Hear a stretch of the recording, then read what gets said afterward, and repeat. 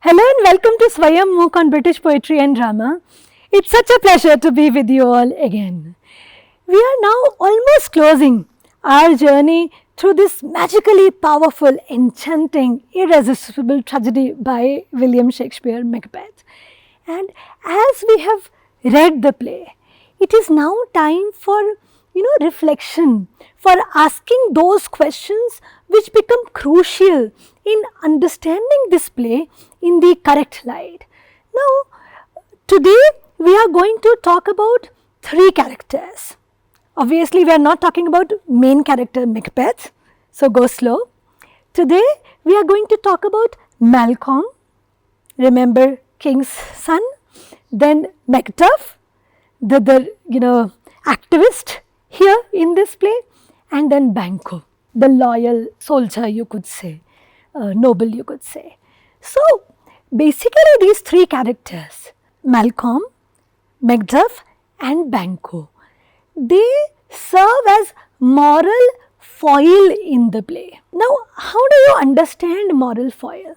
So basically these are the characters who face similar challenges, similar situations as are faced by our central character, and they are placed there to make us understand what could have been the alternative perspective, to make us understand that choices were available to Macbeth also to respond differently, and it is the choices which he makes that result in his undoing. So these three characters, William Shakespeare very beautifully puts them in the action of the play on purpose to make us understand the moral foils and ethical choices and their role in shaping the tragedy which Macbeth actually becomes. What are the learning objectives of today's session?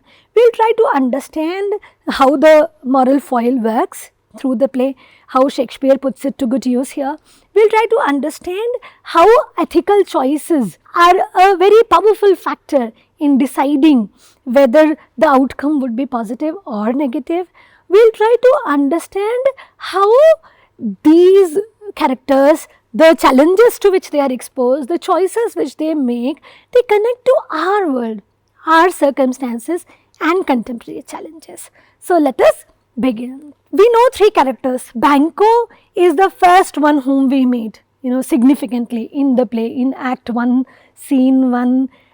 Basically when we hear of Macbeth, Macbeth is already fighting with Banquo, and when we hear the news from the battlefield, it is not only of Macbeth, it is also of Banquo and Macbeth.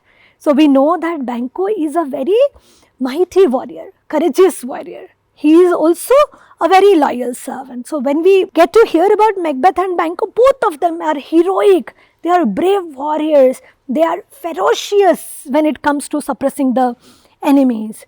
Obviously, we are not given any eye into any action of Banquo which exposes that he is also having element of cruelty in it. But as the action moves further, we realize that these witches who suggest to Macbeth and plant that seed which leads to his undoing, that he of unchecked ambition that he could be the king of Scotland, they also tell Banquo that he would be father to kings. So the choice has already been given to him also. But how Macbeth chooses to respond to it is completely different from how Banquo chooses to respond to it. And that is what makes all the difference. Keep thinking about it. How Macbeth's response is on purpose contrasted with response of Banquo, right? So let us look at a few lines. Banquo, as we move further in the Act 3, Scene 1, murder has been committed already, crownship is now evidently to Macbeth. So it is for the first time in Act 3, Scene 1 that we hear him talking about this. So let us see what Banquo says. Enter Banquo. Thou hast it now. We know he is basically talking to himself and he is saying that you have what you wanted or what was promised. It could be both. You are now king of Scotland, Macbeth. He is thinking of Macbeth. So, thou hast it now, king, Cowther, Glamis, all. as the weird woman promised, and I fear thou playest most foully for it. Yet it was said, it should not stand in thy posterity, but that myself should be the root and father of many kings. If there come truth from them, as upon thee, Macbeth, their speeches shine.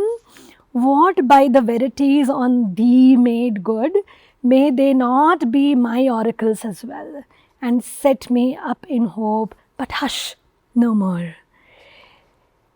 What is happening here? How do you understand this? Just like Macbeth felt the power, the pull of the words of witches, that he could be king of Scotland and he must do to become what is expected. Banquo is also facing the similar pull. He's thinking that whatever those weird sisters said about Macbeth has come true. Now he has become the king of Scotland. He was Thane of Glamis, then he became Thane of Cawdor, and now he is king of Scotland. But those witches, they also said that he would not be father of kings, and that was promised to me. What was promised to him came true. So what is promised to me might also come true. But then he silences himself. Hush, no more. I am not going to attend to such thoughts which give to evil suggestions. Right? I will not follow Macbeth. He is scared. May I not follow the path which you followed. May the oracles not come true for me the way they came true to you.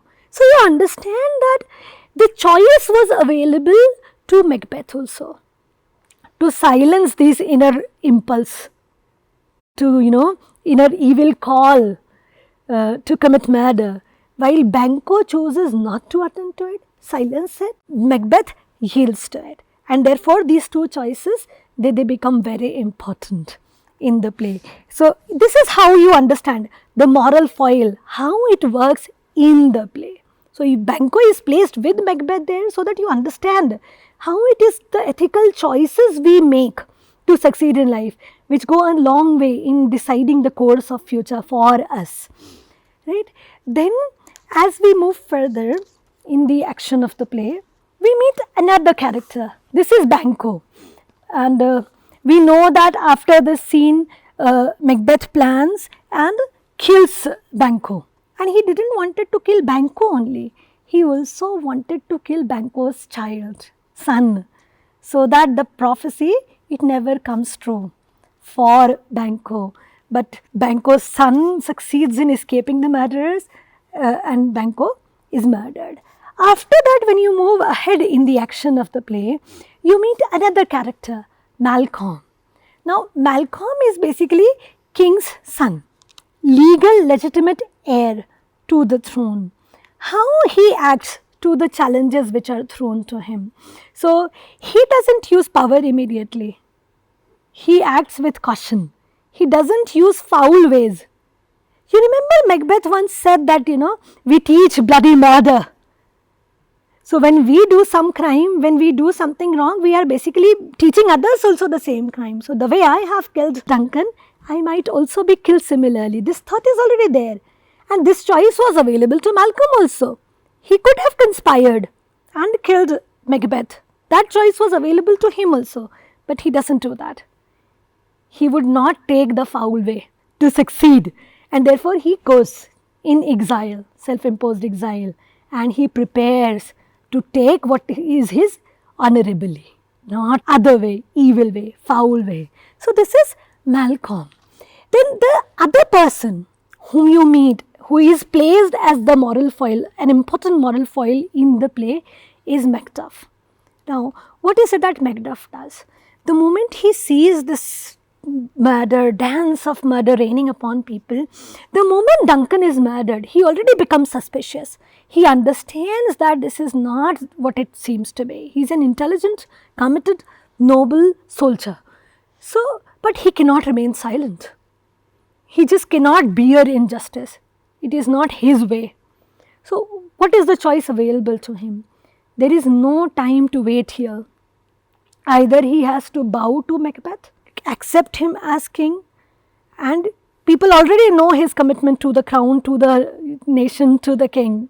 You know what kind of person people are around you. When you have lived with them, fought with them, you know how they'll respond to different situations. So Macbeth also knows, he has already talked about this, that Macduff is a threat, and Macduff knows this, but there is no time for him to think.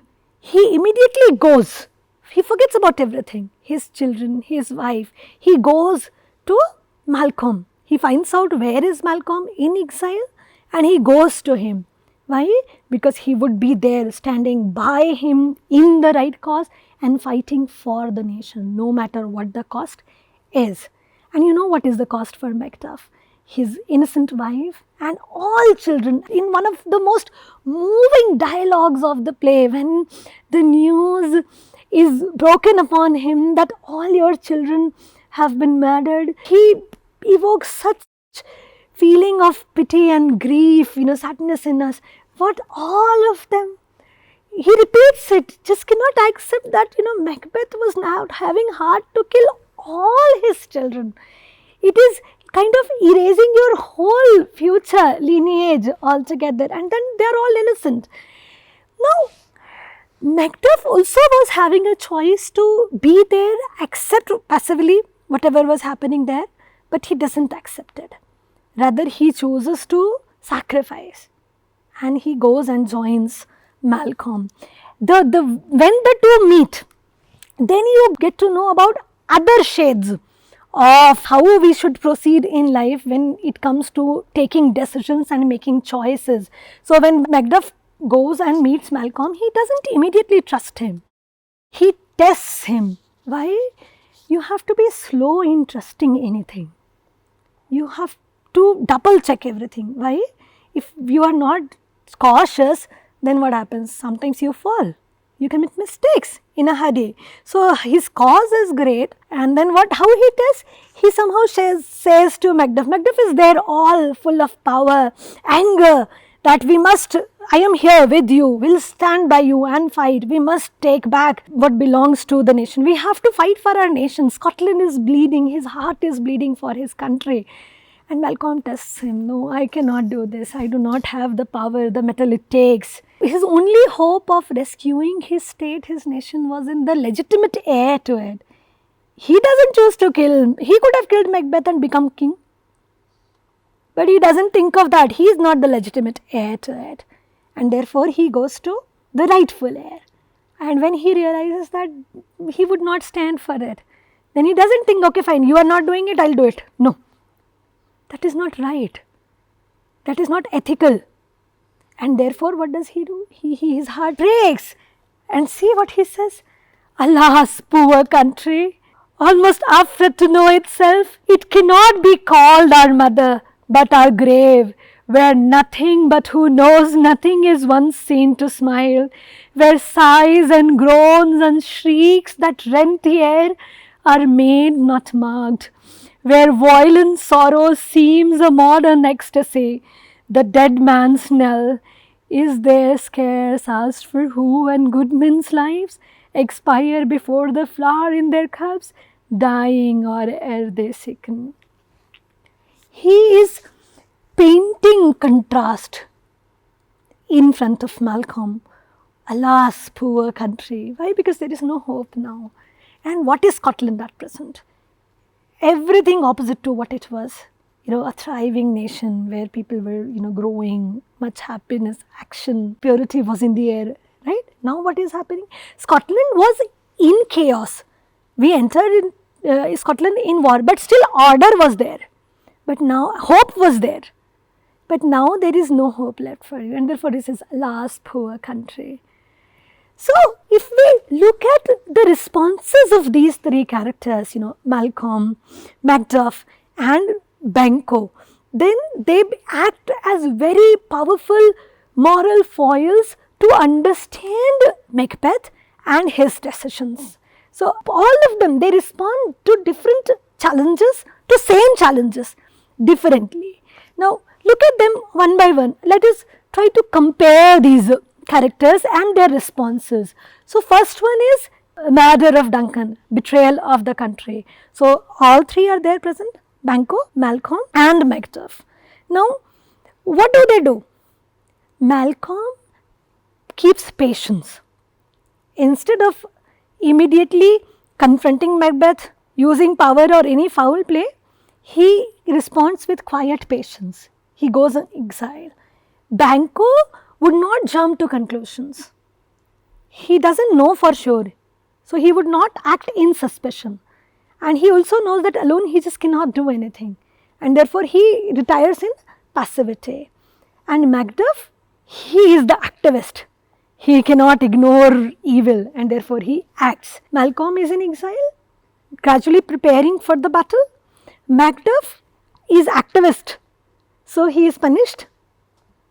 His children, his wife, they are killed. So you would understand that Malcolm is an intelligent, noble ruler who will be cautious in making choices and is rewarded. Finally, he is in a position to succeed in getting the throne legitimately. Banquo retires into passivity. He would not act. His doubt is there and that doubt stops him and he doesn't tell it to anyone. He is passive, he is waiting, and this passivity, what is the result? He is killed. So, it's choices which make all the difference. Macduff, social reformer, goes, acts on public, in face of people, and therefore he pays the price. His children, his wife, they are killed. So, as you read these characters, what does it make you think? What are the questions which come to your mind when you look at the three characters? Ma'am, how does Banquo's patience differ from cowardice? What makes it morally praiseworthy? Very intelligent question. Can we say that Banquo is a coward? Why is Banquo praised? He is always in and out throughout the play. He is given great respect, regarded as a worthy person. Now, Banquo is not a coward, and Shakespeare makes it sure that you would never read him as a coward. Why? He faces the enemy on the front very powerfully. So, he is a brave warrior. He fights for the nation. He is not a coward who would run away. But when it comes to Macbeth, why he retires to passivity? First and foremost, whatever has been done, immediately there is no right way of restoring things back. And then there is doubt also. And he would not act upon doubt. So, he chooses to remain silent so that truth will unfold itself. And when future possibilities will come, he will act. So, he is not a coward. He becomes passive because of the circumstances. Ma'am, isn't Malcolm's testing of Macduff dishonest and manipulative? Like, how can deception serve moral purposes? Very, very good observation. Why Malcolm must, try deception? Malcolm is an intelligent prince, and he knows that people are manipulative. People equivocate. They tell, half-truths to win ourselves against us. And Malcolm finds himself in such a situation where it is difficult to trust anybody. Do you think that Macbeth would not have tried to kill Malcolm in exile? That danger is there. So, while Malcolm is in exile, already many people would have been going to him. And if by any chance he lets a traitor in, then dangers are huge. But he cannot take to arms there, no? And there is no way of seeing into the heart of a person. You can tell a lie and look clean. He has seen it already. Macbeth, Lady Macbeth. Therefore, only way for Malcolm to find out the truth is practice deception. So, when your cause is pure, if you use deception for something immoral, then this is wrong. But if you use deception for something which is morally correct, then that is a worthy choice. So, here Malcolm uses deception to make the right choice, so that he understands whether Macduff is truly committed to the cause, to nation, or he is an agent of Macbeth. And is he willing to pay the price? How much his heart bleeds for the nation? He wanted to know this. Is Macduff's abandonment of his family ethically justified? How do we balance personal and political obligations? Very true, very good. Macduff, while he's standing for his country, he is not standing for the people who rely only on him. That's very crucial. While Scotland is having so many nobles, Lady Macduff and her children, Macduff's children, they have only him, but he still abandons them. And that is something which Lady Macduff makes it a point that you notice.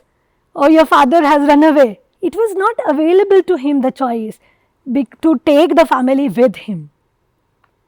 When you take the family, you have to make so many arrangements, isn't it?